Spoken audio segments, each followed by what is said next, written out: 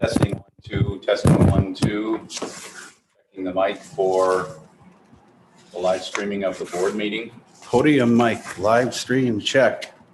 Is he outside or something listening or Right there. out there? Can you hear me at all? Can't hear me. Can you hear me on this mic, Paul? Can you hear me on this mic, Paul? How about me on this one, Paul? You hear anybody? How about the one next to me? Bueller?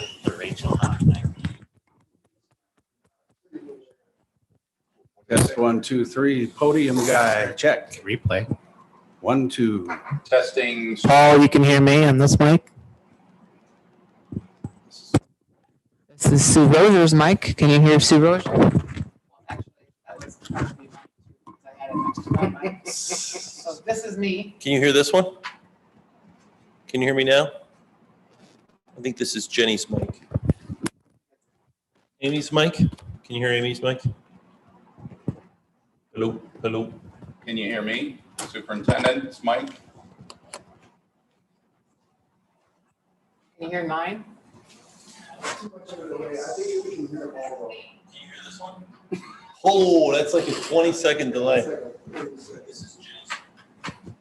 Or a minute.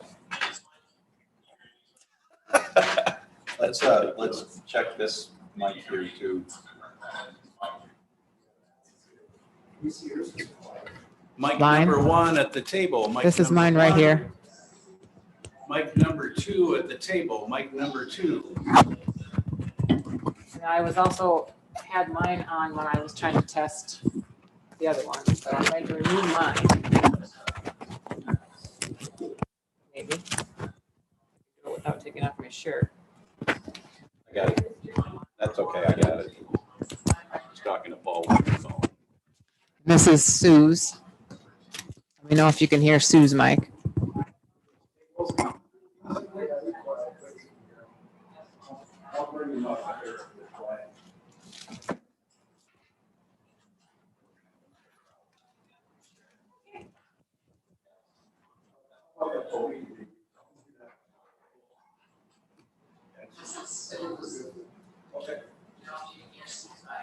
So we don't know what happened last time?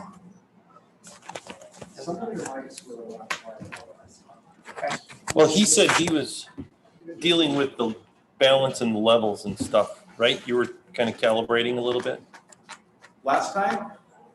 earlier today.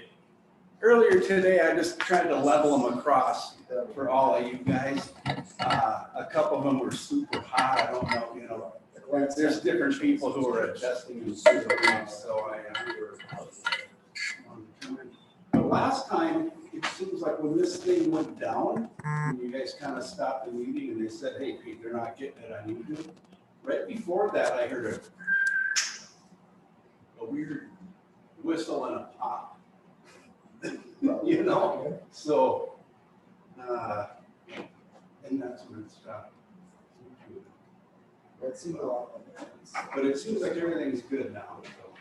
I'm Mary Reader. Hi, Mary. Nice to meet you in person. Nice to meet you. And I have a framework for you, and I just found out that you also were in the sound for one of the other board meetings. That's Yeah. not the special meeting. Want to just add that in? Yep, we'll add that. Yep.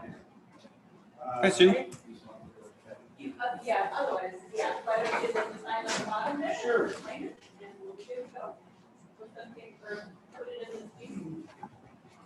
That's it. So,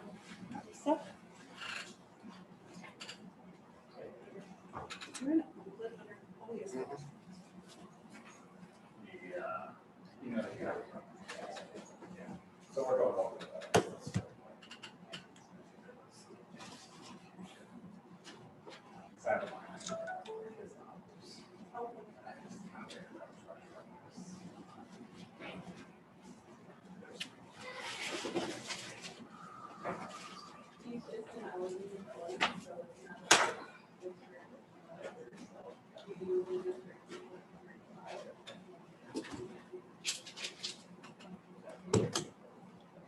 I'm just gonna let it.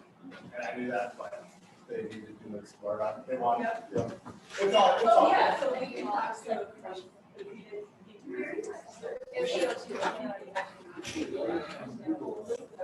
Yeah. He's coming on Thursday. We'll take a look at that.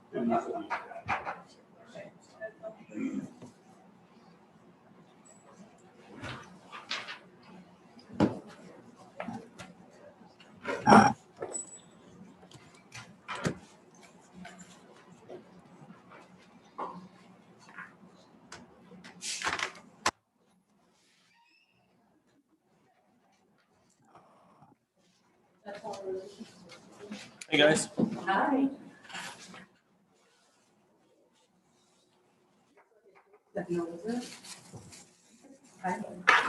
So I would consider it.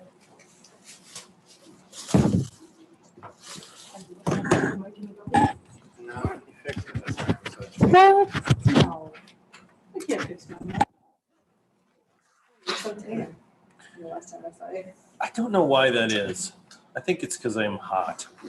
I woke up really early this morning, so I put this shirt on, and now I'm regretting it. What happened to the wrist or the arm or the? Like tore a tendon in my hand, and now I have tendonitis, and I have to wear this for 6 weeks, and I'll be fine. It'll be fine. Is there a story? Not a good one. Oh, I was golfing badly and hit a bad shot. wow. You gotta come up with something better. Yeah. Barroom brawl, Great. you know. Should have seen the other guy, so to speak.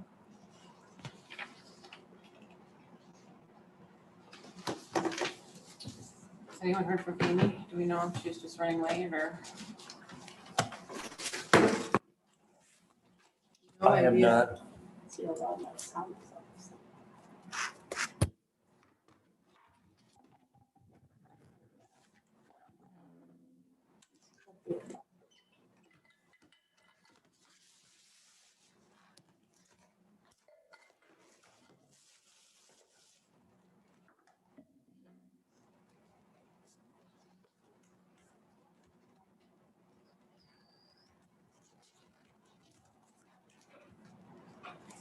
Are we supposed to be on the Zoom meeting again?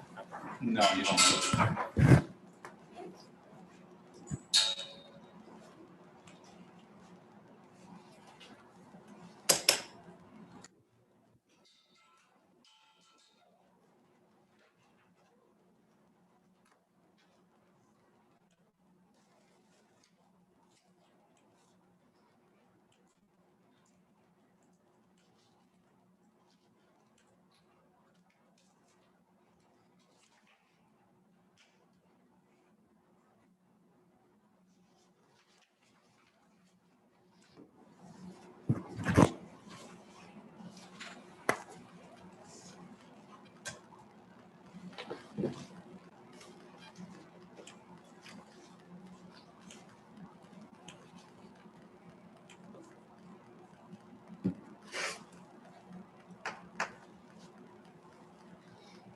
Forgot to mention to Aaron.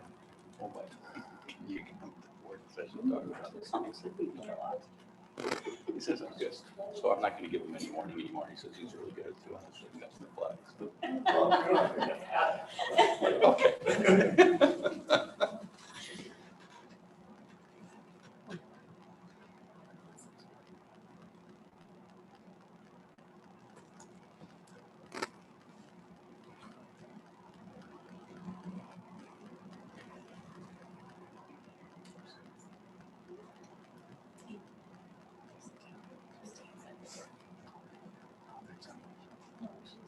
All right.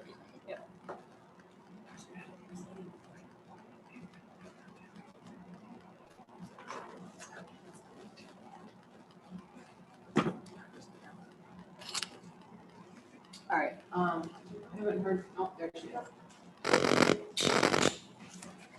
Hi, sorry, I was like, perfect, I was just about to say, like, we could go ahead and start, but.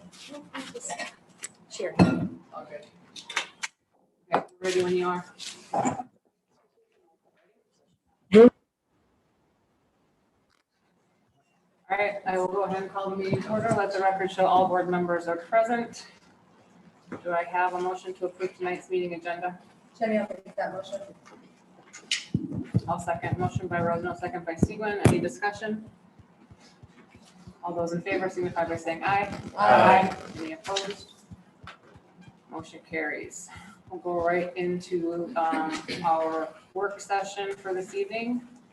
First item on tonight's list of topics is our strategic work plans. Matt's linked them. We've got the 4 that are linked within there. I'll go ahead and have him kick off the discussion around this one.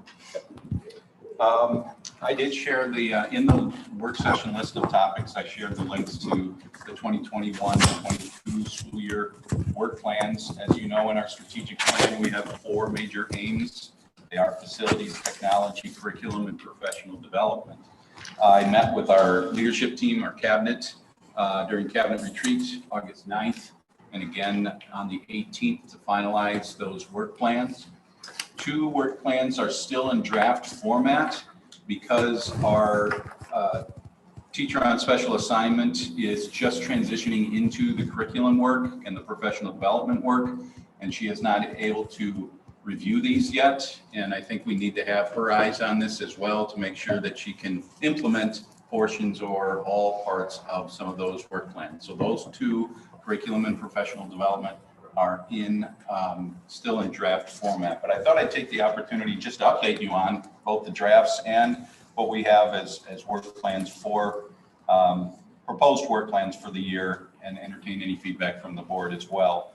I would first like to cover facilities. And again, we always have in our work plan, what is the district's vision? And the district vision is systemic growth toward educational excellence for every learner.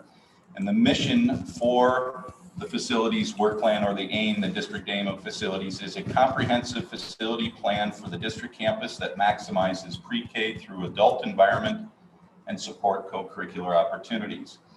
We have 3 major goals under facilities that we're going to be working on for this year.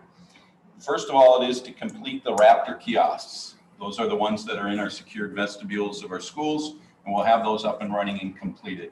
Right now, we're just waiting on the district entrance and the high school entrance. Both the elementary and the intermediate are set. We still need to do, I believe, a little bit of work in the community ed building. The second annual goal that we want to do is to provide a safe, clean, disinfected learning environment for all students and staff. And 3, to manage traffic on campus and at community ed. I'm not sure if you're aware, there's going to be some potential changes with River Street here on access from Elm around the community ed building.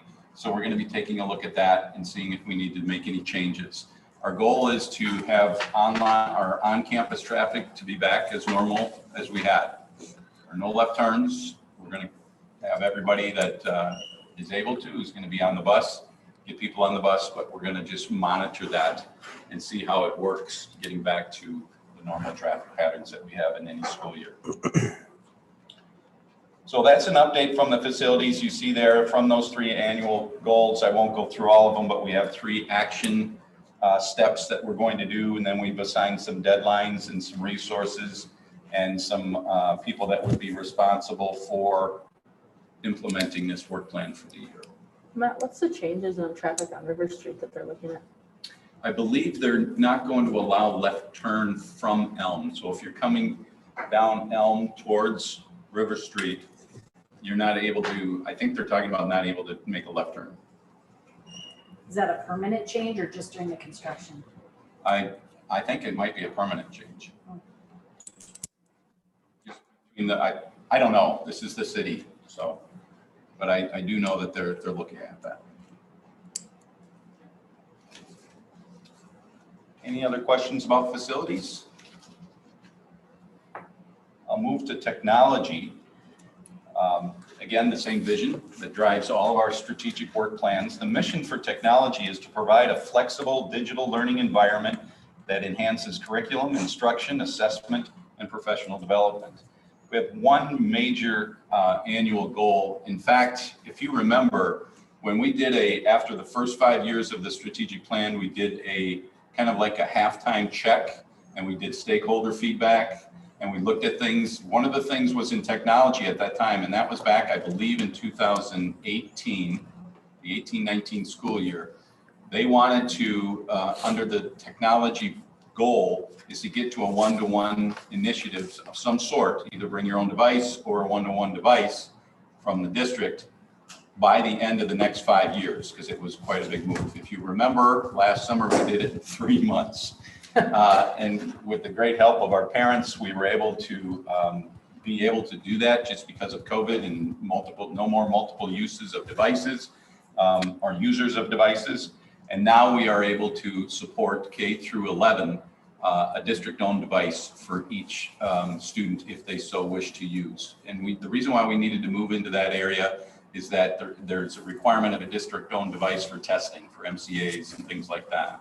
Seniors don't take the MCA tests, and we gave them the option. A lot of our students are bringing their own devices anyways. So that was basically we're going to maintain a one-to-one platform for all K-12 students and refine age-appropriate digital learning practices. Some action steps in order to get there is IT is going to maintain inventory master lists to provide devices for all internal users. We're going to analyze their professional development needs and implement training as needed. And then we're going to research screen time recommendations and best practices by age group for future implementation. So as we move more and more into utilizing digital technology, we also want to make sure that we're following best practices. Obviously, a student all school day long in front of a screen doesn't work. We know that, but we want to make sure that we just look at some best practices to give guidance moving forward. And then you have the deadlines, the resources, and the people responsible for filling this as well. And then we do have an evaluation plan, and we'll be tracking the results as we go throughout the school year. Do the kids, I know last year my kids left their computers home. Are they going to be required to bring them to school? They're personally owned computers? No, they're Chromebook. Chromebooks. Their Chromebook, they would probably, depending on their classes and their schedule, they may need to bring them to school because that's the one device that only they use and nobody else. So I have a laptop at work and my company buys me a really nice bag to make sure that laptop doesn't get broken. Right. And we just passed a no backpacks rule. Are they going to have something to protect those things? I believe so. The one person I haven't spoken to, but I believe we do to a certain number of those. It says that they can rent cases. them or claim them with a deposit, but there's only a certain number, which was gonna be my same question to you is, we have, 2,000 of our devices out there, and depending on what our number is, how many of our parents are gonna be supplying that sleeve or having to pay for that insurance policy because they don't have a sleeve. Mm-hmm. Yeah, and I can get clarification on how the students will transport the device back and forth. And my other question to you, Matt, when you said talking about screen time, are we going to take into consideration homework time as well? Because if our kids are on screens a good chunk of the day and they come home and they do homework on screens, I'm hoping that when we're doing those numbers and best practices that we're looking at both amounts of time. Yep. Yeah. And I think that some of the things that I've seen out there in research and best practices takes that into account. I really don't foresee a large percentage while in person to be screen time because you're live, you're in person, but that would be what would be potentially increased is what you're required to do, log into that teacher's Google Classroom, do whatever activity needs to be done, whatever the case may be.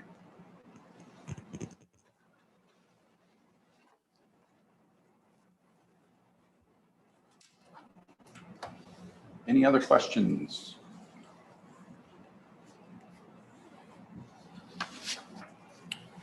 And like I said, the next two work plans that we have are in draft format still because we have a few more people that need to kind of go through it and make sure that they're able to do this. Again, the same district vision, the mission for curriculum is well-rounded curriculum that is systemically aligned through all tiers of service.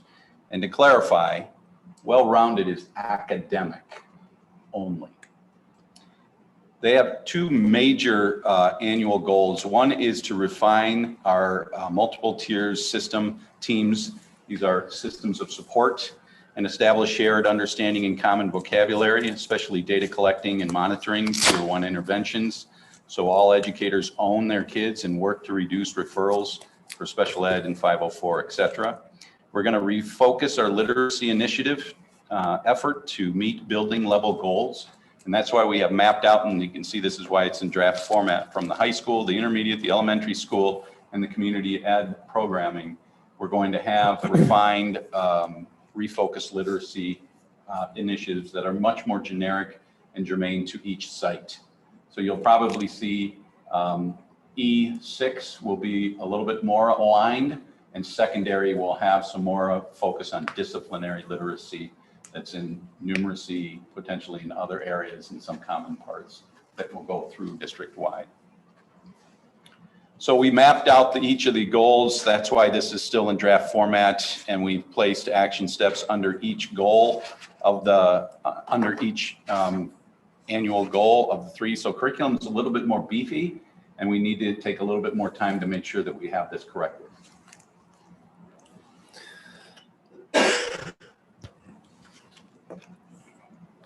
Any questions?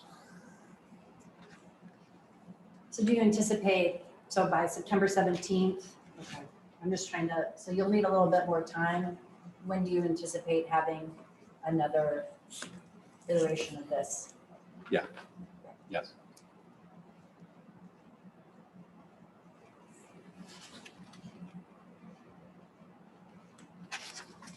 And did we go through professional development? We just did, right? We talked about- We got This is professional curriculum. development yet. This is the other district name that's in draft format. The mission for professional development is to provide professional development opportunities supporting the district aims in curriculum and technology. That's the areas that we feel we need to make sure we focus in on. And the annual goal is to support the training and implementation of quality PLCs to support disciplined literacy. PLCs is an educational term. It's professional learning communities. So it's when teachers get together and they have 4 guiding questions and they talk about their work that's in their classroom, what's working, what's not working. Do the students get it? How do you know? If they don't get it, what do you do? Those types of things. Those are professional learning communities. And so we're going to do a little bit more training in that area to allow our teachers to share in small groups through QComp of those things. And it's also looking at their work, at the student work and demonstration of learning and meeting skills. And then the action steps that are there is we've got some training starting tomorrow, actually. We have some lead peer coach. These are the people that facilitate those meetings through QComp. There's training there. We've got some training set up for August 31st, which talks about professional learning communities reboot. And then on February 21st, another professional learning community work to continue each group, making sure that they are facilitating their collaborative groups with fidelity under the PLC model. And then we have obviously our 2-hour late starts for implementation by site. And then we're going to do some ongoing collaboration with QComp, the district administration, and the district professional development committee. And then we have our deadlines, some resources, and who's responsible. And then our evaluation plan is based on feedback from PLCs, fidelity checks by leadership team, exit tickets after the 2-hour late starts, and PLC meetings. So, but again, this is in draft format. We need to have a few other people go through this, so I'll be coming back with to you with some additional pieces here. Okay. Any questions? We'll review these again next month then, that's the plan? That's the plan. That's, yeah. Questions for Matt? Okay, next item on the list of topics is community ed handbook. I've got Eric here, yep. I close Bobby up here so that people can hear you at home. So you should have a draft copy in front of you of the handbook for community ed, and it's the non-certified staff.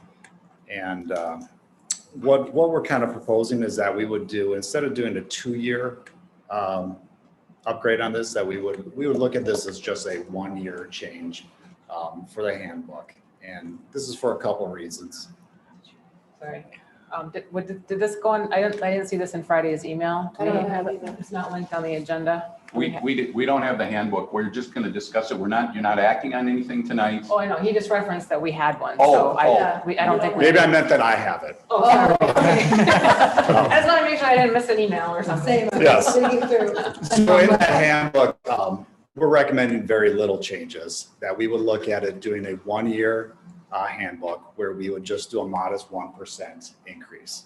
And the reasons for that is twofold. One, based off of the year we just finished and knowing where we're kind of sitting fund balance wise, I would like to kind of progress with this on a 1-year agreement in this handbook as we kind of see how things play out this year. The second part of it is that I would like to get greater consistency with what we use for our titles of staff and make sure that that aligns with what we have in the handbook. When we use terms like aide, assistant, supervisor, I want to make sure within our department that we are using those terms consistently. And as I've talked with certain staff, they'd be referenced as an assistant, but they're actually paid off a pay schedule that is for aides. And I would like to have greater consistency. In the handbook, you'll see that there's a number of schedules. And I think by working through some of this, we can reduce that greatly. There's some duplication that I don't think is necessary. So I think we can make this cleaner. And my proposal is that we do that modest increase and then we work through to get this cleaned up. So then we would look at this a year from now and go back to a 2-year schedule. But modest increase to what? I think I missed what increases to. So in the handbook, a variety of pay scales. So what we would do is just apply a 1% increase across those scales. To the pay scale.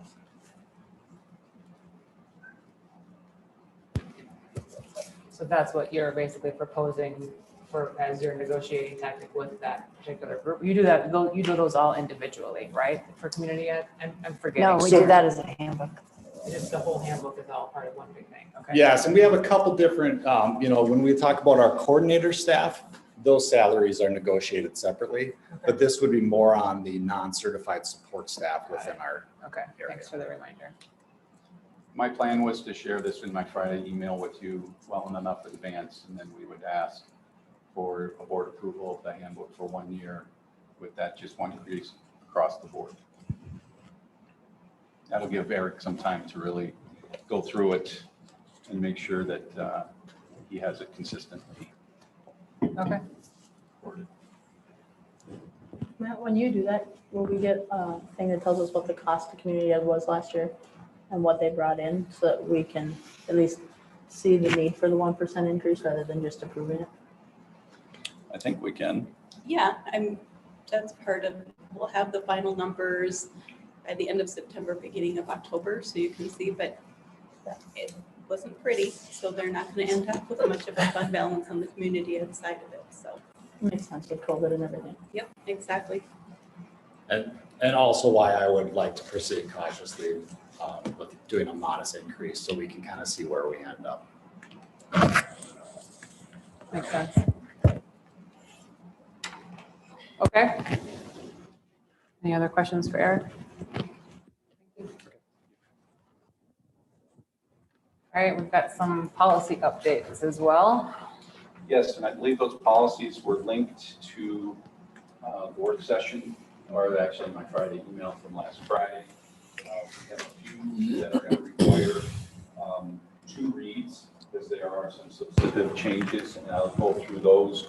There are policies 712, video surveillance other than on buses, and student activity accounting, policy 713, and policy 714, fund balances. On policy 712, let's see here. See on page 2, there's new language that's added. This is again the model policy coming from the Minnesota School Boards Association on security and maintenance. The school district shall establish appropriate security safeguards to ensure that video recordings are maintained and stored in conformance with the Minnesota Government Data Practices Act, Minnesota Statute Statute 13, and the Family Education Rights and Privacy Act, and the rules and regulations promulgated therefore, whatever, a lawyer wrote this, and I don't. That's a big word. For me, it is, yeah, it's not education ease. So, and then the school district shall ensure that video recordings are retained in accordance with the school district's records retention schedule. So it's just, as school districts are doing more of video recordings, we have cameras in our schools for security reasons, and to make sure, we just need to maintain them appropriately. Any questions? Okay. The second policy is policy 713, which is student activity accounting.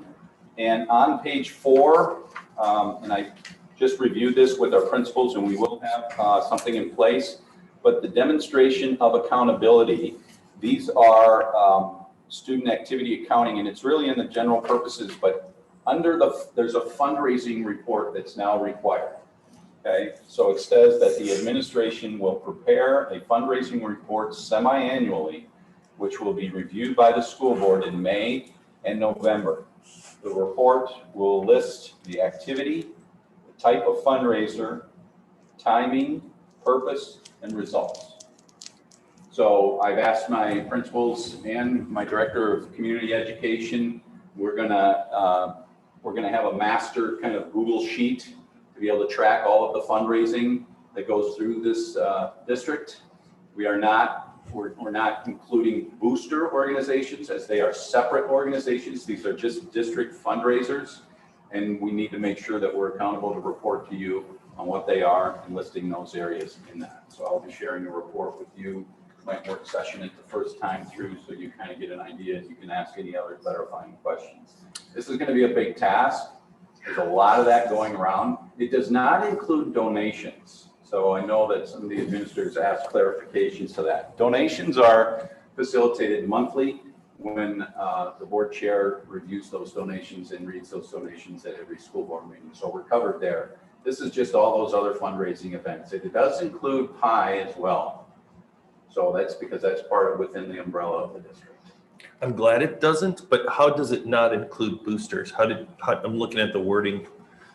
I think they're a separate identified organization that supports activities, but I can ask for clarification on it. Believe me, I'm glad they're separate because that's a powerful group that puts together a lot of great funding for all these activities, and I would hate to limit them somehow.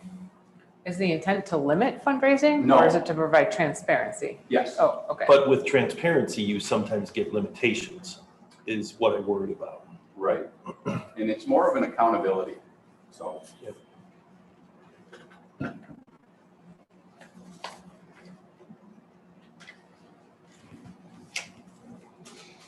Any other questions about policy 713? Matt, wouldn't PI be covered into the same thing that we do monthly when PI makes a donation to the school?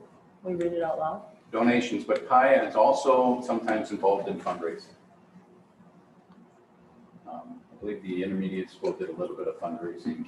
It's not normal or usual but they do a little bit of fundraising.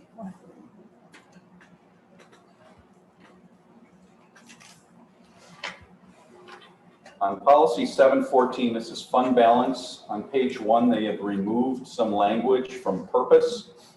Basically, the first several sentences stays, but they take out some of the language there, and I think it's just due to redundancy on what the purpose is of a fund balance for a school district, and why a fund balance is needed, and why a healthy fund balance is a fiscally responsible thing for the school district to do. On page 3, they also just took out, this is order of resource use. So it says if resources from more than one fund balance classification could be spent, the school district will strive to spend resources from fund balance classifications in the following order, first to last. They just took out, with the order, they just took out the excluding operating capital and deferred maintenance. That could be used as well. That's it for the changes on policy 714 fund balances.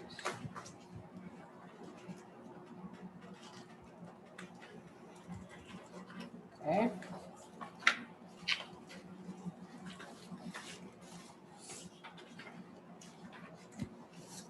All right, so any questions on any of those policies for Matt? Those are on tonight's for first read, right? They are on the agenda for a first read, and then they'll be on the agenda for September for a second read, and then they will be officially adopted. There is a one read due to non-substantive changes, and that's policy 720, vending machines.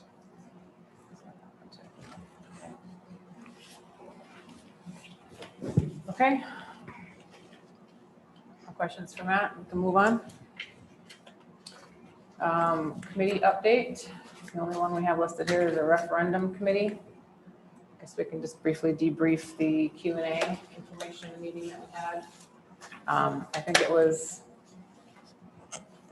good. It was well attended, more so than I think we expected based on the summer meeting, and we haven't started school yet. And we've tried to do these kinds of meetings in the past. They've been very sparsely attended, so I think it's good that we're getting some awareness out in the community around the need for the referendum this fall. Lots of good questions. I think we answered most of them. I don't know if there's any other, for others who were attendant. I know, Jim, you were online, although you said it was I kind of think hard my to hear. only Rachel? comment about the online is we can't really hear the questions online. Yeah, we got to So figure out it's- the audio situation. It's for nice. those. It's everything else sounded great except when people would ask questions. You kind of figure out what they asked based on the answer, but Right. just for our future ones, maybe. And I think the only way to set that, when we have that in the Tiger Den, is we might just have a cordless mic go around so people can hear it clearly. Yeah. And just hand the mic to the person. They can ask the question. If I'm up there facilitating, I can repeat the question as well. Yeah, I did it's get hard to some have. feedback, and it's good to hear that. I'm sorry. No, I was just gonna, I mean, when you're asking a question for sure, but then if there's dialogue or questions or anything, it's just hard to generally get it. I think people should just maybe understand that we're recording it so that you can try to watch it, but if you really want to participate, like ideally the best place is to come in person if at all possible. Yep. I like being able to offer it for people just in case there's no physical way for them to get in or they want to, kind of lurk. I guess I get that too. But it will be challenging to hear everything just because of the way that. Yeah, I mean, basically, I have a laptop that's pointed towards the group, and then another Yeah. laptop pointed towards me as I'm presenting the information. And it really, when we tested it out with one person, it works really good. Right, even further away across the entire room. But when there's 15 people talking and there's some conversation between here and there, it's just going to be hard for that laptop, mic to pick all of that up. Yeah. But I think we got another step we can add there to improve that. Did you add to the FAQs as a result? We haven't, have we, Paul, done any working on it? Okay. We have made some changes to the PowerPoint presentation just based on feedback and your feedback as well. And there's a couple more sessions I thought I saw. Yeah, we've got one every month, and 2 in November. Or 2 No, in October. 2 in October. October. Since the vote is early in November, that would not be easy to do. Are they all going to We be don't have at the Tiger anything Den? scheduled in November. Were you gonna say something else, Matt, about that night? Before I interrupted again about the audio stuff?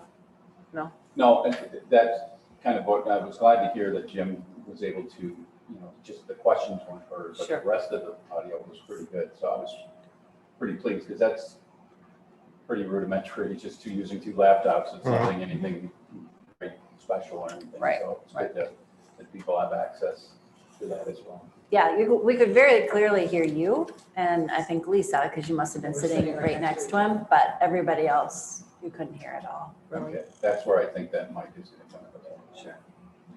Rachel, anything to add as a member of the committee? There was some confusion on the board approved levy versus that $400 that was able to be shifted over for every district. And I think we just have to clear that up at the beginning or somewhere in the presentation, because it does get confusing when you talk about, well, there was 1,300, but then there's 900 those numbers got confusing for people, and if you're not living in this world and you didn't know that happened. Right.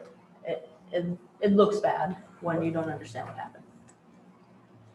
Yeah, it's a complicated story to tell over an FAQ and these Q&As and things like that. So it's good to try to figure out a way to concisely communicate that stuff.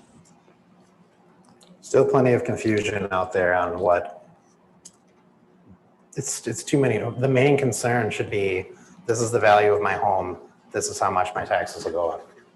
I mean, what does it matter behind the curtain, what goes on, I guess? This is, if we vote no, these are the cuts you'll have to have. This is the impact on my taxes. These are the most important things. So we just have to drive that home. This is what you're gonna lose. If you're willing to lose these things, then vote no. This is what I've been, when people approach me on the street, this is what I try to hammer home. And I think most property tax owners that are residents in the district want to know what's the increase in their taxes. Right. That's the big question to have answered. And we've got that. You can go right on our website. We've got a tax calculator. You can put in your exact market value of your home, and it'll show you exactly what gets revoked, what gets added, and what's the difference. The taxable market value on your last property statement, not the current selling value of your home. That's correct. Just be very clear about that. Beyond your property tax statement. Right. Those numbers are very rarely the same. But you can get that information right from the same link on the website, so. So yeah, I think there were good questions. I think as we continue to get more of them, we'll add to the FAQ. I think the content online has been helpful. I think a couple of people have requested for just a simplified version of that, a one-pager, so to speak, right? And so I put that request out to Paul as well. So hopefully we'll get some of that kind of stuff just for people who kind of like Jim, what do I need to know? What's the big stuff, right? So I don't have to maybe scroll through a whole big PowerPoint deck to get it all. Some of that kind of stuff, just to make sure that we're trying to appease everybody, you know, the supporters as well as those who really want to dig into all the details and get all those numbers.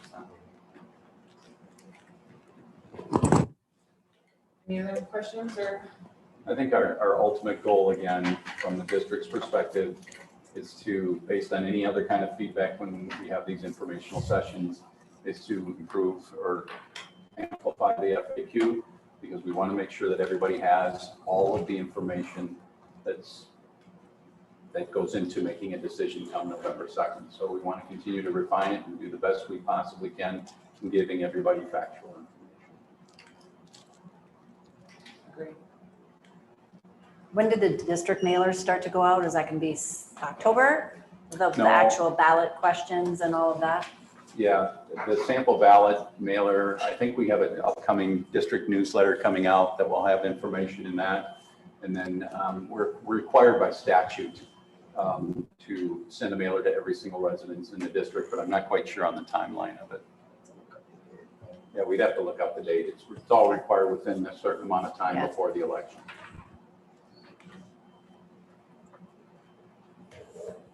Okay. The only other item that I would maybe propose, just a quick topic on, is it might not be an issue after tonight, depending on how the audio goes, but we've been having some struggles with this Zoom format in these meetings. If anyone tried to go back and watch our special meeting from earlier, a few weeks ago, hardly any of the audio was available.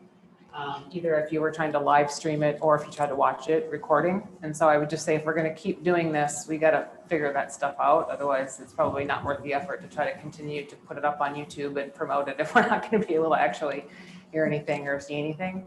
So we tried to do a quick sound check before tonight's meeting to see if we could hear and see everything. And it seems like we might have gotten it resolved, but I guess it's just something that we need to maybe talk about as a board in terms of what we want to do going forward to make these meetings available. Before COVID, people just either watched them on TV or they didn't see them at all. And, you know, but now I think there's a lot more interest, and not everyone is able to get to a meeting. Most people aren't able to get to a meeting. And so if they want to do more than just read the minutes, we just need to maybe have a dialogue around what we want to be able to do there to provide that service to people who want that available to them. So I think last special meeting. We didn't go on Zoom. Do you want us on Zoom now, tonight? No, I don't think that makes a difference Okay. because the audio is coming through here because we Gotcha. need it hooked up for the TV and for in here. But when you try to do that over Zoom, the microphone is over Right. there. And so I think they're trying to make the Zoom come through these mics, and that's what didn't happen last time. And I'm not sure exactly how all this works. I'm not an AV person. So I think we'll just kind of maybe watch it tonight and see if it works, and hopefully it does. And if it doesn't, then we'll maybe have to come up with something, plan B. But I think the reason that we did the Zoom before is for when we were doing hybrid, it was hard for me to facilitate a meeting at home and not be able to see everybody's faces and stuff. Now that we're all here, we don't necessarily need to see our, our screen, our faces on the TV anymore, but I don't know, just trying to figure it all out, so. And I think this is valuable though, because we have more people attending our work sessions, which actually probably goes a long way towards community relations, because usually they'd watch that 7 o'clock meeting and they'd see a board go, yes, yes, yes, no, yes, yes, and no clue how we got to those answers. This provides some valuable information. It shows the community that there is a whole discussion that happens beforehand, rather than just everybody going, yes, no. I agree. And we do have a backup plan if for some reason, and I think we're going to do that here, is our tech support. In the olden days, they would burn a DVD and then we would post it on our website. If you look back in the website in older school board meetings. You okay? Just about went backwards. We'll have that as a backup plan. So if the live stream, for whatever reason, has technical difficulties through, I know that Google and Zoom don't like to play well with each other, whatever the case may be. And then we can pretty much by the end of the meeting have that in the hands and Paul can have it posted. That'd be correct. So we'll have a backup plan anyways. And that will be a recording of the work session as well. Okay. Because we'll hold our work sessions in here. That's good. Sounds good. Anyone else have any other topics? I did, just to keep the board apprised. I had a meeting with some senior leadership folks in the district. We have a weekly meeting with Wright County Public Health. And one of the discussions that I broached is that if, for example, if something happens within our schools regarding COVID, so if there's a cluster spread, if something happens, now this is obviously, hopefully I'll never have to enact that, but I think it's fair for us to get clarification. The next meeting next Thursday, we're going to have some members from the Department of Health stating what is a threshold of what that means. So what are the guidelines that we would need to act, because now we have spreading in a classroom or a school, or heaven forbid, throughout the district. What would be the plan? Well, first of all, what are the thresholds? And they might be multiple in format, and they might need just a separate consultation meeting because it's so unique in that particular instances.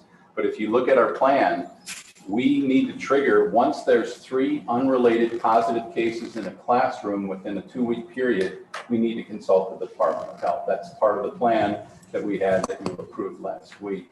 So we want to make sure that we find out, okay, so is it like in the old influenza days, it was 5% of the student population. So for example, that's about 60 students in the high school. And then that would, the Department of Health in the past have shut down schools for a reset of 2 weeks. So if that's the case going to be happening moving forward, what is our plan to do that and deal with those types of safety mitigations? And more importantly, what's the plan to come back? Because what we want to avoid is if we hit that threshold, whatever it may be, and we go to a 2-week reset and we come back, and in 3 weeks, we're going to have to do it again because we haven't changed anything, we might need to look at that. It's like, if there's any changes of spreading in a cluster spread in a school, we have to do that. So I just want you to know that we're discussing that. We're looking at options. We're having a full, all school districts in Wright County, along with any other school in Wright County, will be on that call, and we'll have some more information for you coming forward. I hope it never happens. I hope we don't get into that type of a situation, but I do believe we need to be prepared. And we might need to pivot quickly.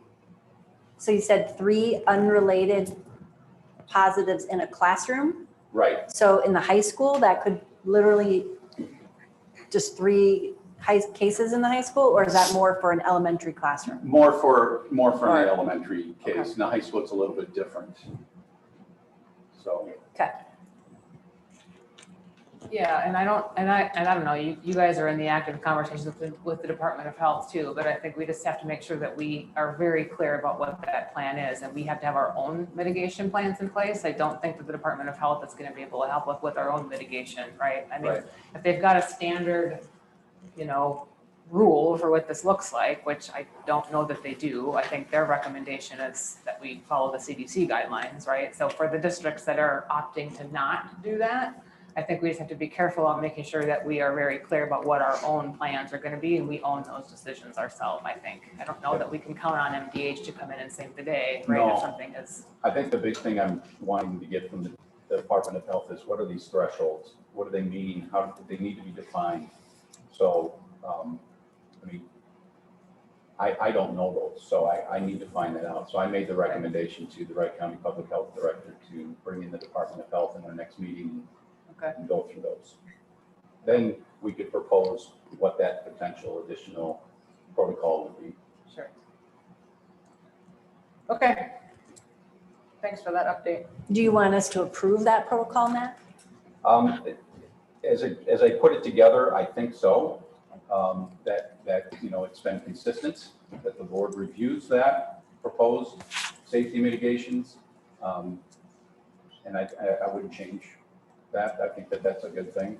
But I would want the board to approve it just in case. So in case we got to pivot quickly and you have a transitional day or two, because now teachers have to prepare to, if we do for example, a 2-week shutdown, that's basically maximum 10 school days. Then we basically turn into a distance learning type model, or maybe it's a particular class. So we've got to give a transitional day maybe for the teacher to prepare to turn everything over into that. And then making sure the vital part is to when you come back, what does it look like? So we're trying to avoid those types of shutdowns and restarts as much as possible. So would you want to do that in the September board meeting, or do you want to do a special meeting prior to school starting? Not necessarily prior, it depends on what I learn. Okay. So I'll keep you posted on what it'd be. It could be very definitely a special meeting, maybe not necessarily before school starts, but I would feel more comfortable that we do have a plan if we have to pivot. Yeah. And it's different this time because last year we were looking at data and what was going on in the community, and we didn't have really any school data of transmission of the virus, so we were in good shape that way. This way, we're going to have to really focus in on it's going to be reversed. What is exactly happening in our schools with regards to any transmission of the virus? Is there going to be similar communication to parents like there was last year about encouraging people to get a test and things like that? I mean, I know you can't require it, Right. but I worry a little bit about people just kind of saying, well, if I test, right, then I might have to stay home, or I might, and so I worry a little bit about the unintended consequences of the plan in terms of people being forthcoming to us as a district about whether or not their kid actually, or anyone in their family, has the virus, and what we may not know, and whether we're even going to have the data to make a decision. Right, and some of that I think it's a partnership. It's a partnership with the parents, and we're going to depend on each other more and more as we try to venture through this journey that we're on. But also the issue of testing, if it gets to, for example, a quarantine of some sort, testing shortens the quarantine depending on the results of the test. So, there's that 7-day time period instead of the whole we're not doing 14 days anymore. It's a 7 or 10 day, depending on if you test positive and somebody else doesn't, that shortens the recommended quarantine. So we'll be looking. But again, the quarantines are recommended anyway. So unless you actually have a positive test, I don't think that, there might not be a lot of people who opt to take the quarantine. I guess that's kind of what I'm saying. I hope to test or to even quarantine. Like if I find out that, Abby sat next to Charlie in a class and he tests positive, I would probably take Abby in for a test, but there might be parents who say, well, I don't want to get my kid tested because then they'll have to quarantine if they're positive. right? So those are some of the, I hope that doesn't happen, and I hope that's not what we're gonna see manifest itself within our community, but I could see it happening in some cases. Yeah, and in the plan, the recommendation is if you're masked and or vaccinated, now we got a number of students that aren't able to get a vaccine, then you don't have to, the recommendation is you don't have to quarantine. So if both Charlie and Abby. Abby were masked and Vaccinated. vaccinated, and somebody within a close, if they were in close contact with was tested positive, or they were considered a close contact, but everybody was wearing a mask, they don't have to quarantine and or vaccinate. Nobody has to quarantine under our guidelines though, except for the person who, I mean, I get what you're saying, but I'm just saying that the plan that we put out there gives a lot of ambiguity to it. So it's, I mean, I think we all understand the ramifications. I guess my original question was, can we be as forthcoming with communication this year to our parents about trying to make sure that it truly is a partnership, because we all want to keep our kids healthy. We are trying to be as generous as we can with the procedures and the policies and, you know, the rules that we're putting into place in terms of quarantining and masks and stuff like that to accommodate a lot of our people, a lot of our constituents, but we do want it to be a partnership because we want to keep our kids safe and healthy and in school as much as we can. Right. Okay, that's all, that was my overarching request, I guess. All right, any other topics? If not, I will entertain a motion to recess. I'll make that motion. I'll second. Motion by Johnson, second by Stieglin. All those in favor signify by saying aye. Aye. Any opposed? We're in recess until 7 o'clock. Can you get into the documents in board book?